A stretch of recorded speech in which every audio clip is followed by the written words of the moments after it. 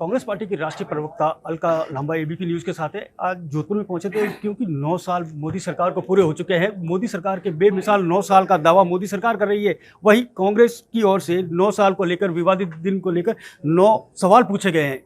जी, ABP news के लिए साथ आपको बहुत बहुत स्वागत है। बताइए आपका क्या 9 सवाल है और क्यों विवादित है?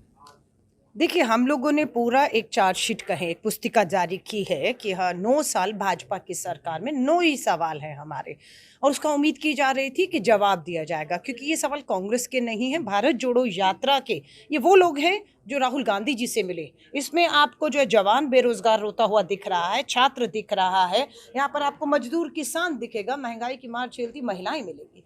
इन्हीं के 9 सवाल थे कि महंगाई से कब राहत मिलेगी, बेरोजगारी से कब हमें राहत मिलेगी, अर्थव्यवस्था $1 40 रुपए था मनमोहन सिंह जी के टाइम पर, अब कितने 82 रुपए हो गए।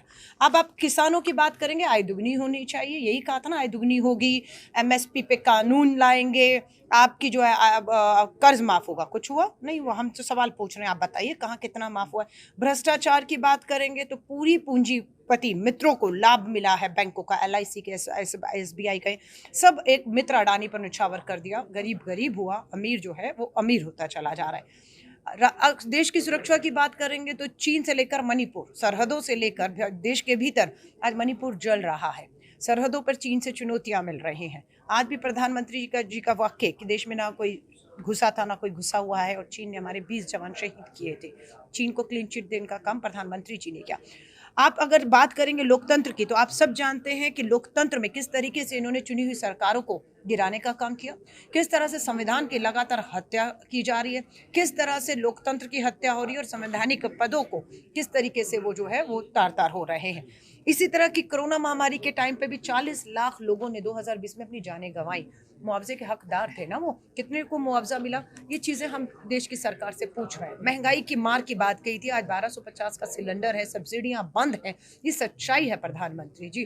तो इन्हीं सवालों पर हम जब सवाल पूछते हैं तो प्रधानमंत्री जी ने 9 साल में हिम्मत नहीं दिखाई प्रेस कॉन्फ्रेंस करके मीडिया के माध्यम से जनता के सवालों के जवाब देने की।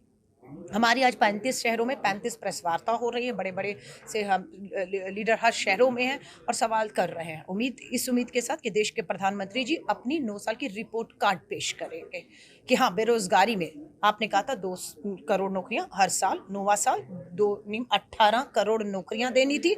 अब आप कहते हैं 1 साल 10 लाख नौकरियां देंगे, और उसमें से कुछ हजार के पत्र आप बांटते हैं, ट्रेन को हरी झंडी आप दिखाते हैं, शौचालय का उद्घाटन आप करते हैं, पत्र आप लेटर आप बांटते हैं। लेकिन जब राष्ट्रपति जी की बात, सम्मान की बात आती है, प्रथम नागरिक की, संसद भवन का कल एक विवादित दिन है 28 मई, उस विवादित दिन पर देश की नई पार्लियामेंट का जो है वो उद्घाटन होता है, और देश की प्रथम नागरिक जो इस संसद भवन की संरक्षक हैं, आज उनको नहीं बुलाकर अपमानित करते हैं। इसलिए भारतीय राष्ट्रीय कांग्रेस और 29 हम दलों ने, ये 19 दलों ने ये तय किया कि हम राष्ट्रपति जी के सम्मान में उनके साथ खड़े रहेंगे। वो जाएंगे, हम जाएंगे, वो नहीं जाएंगी, उन्हें नहीं बुलाया जा रहा है, इसलिए तो हम ये अपमान नहीं सहेंगे, हम बहिष्कार करेंगे।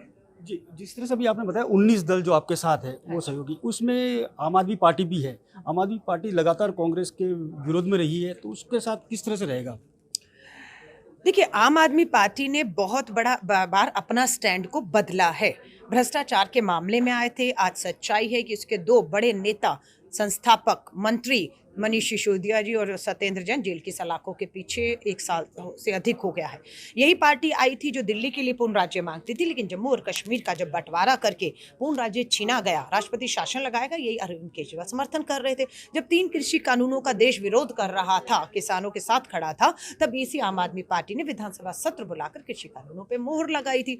और यही वो पार्टी है जिसने भारत रत्न श्री राजीव गांधी जी का, मैं इसी आम आदमी पार्टी की उस समय विधायक थी, सदन में थी, 70 विधायकों की विधानसभा है दिल्ली, उसमें राजीव गांधी जी का भारत रत्न वापस लिया जाना चाहिए, ये प्रस्ताव केजरीवाल ने दिल्ली विधानसभा में पारित करके केंद्र को भेजा था, जिसका अकेले मैंने विरोध किया और वॉकआउट किया था, जिसमें मेरी सदस्यता भी गई, लेकिन मुझे गर्व है आज वो अगर राजीव जी के साथ ये जो उन्होंने किया, कांग्रेस के नेताओं को, मनमोहन सिंह जी, शीला दीक्षित जी को 2G 3G कॉमनवेल्थ बदनाम किया, 9 साल में दिल्ली में केजरीवाल जी आप हैं और केंद्र में मोदी जी, को साबित तो किया नहीं।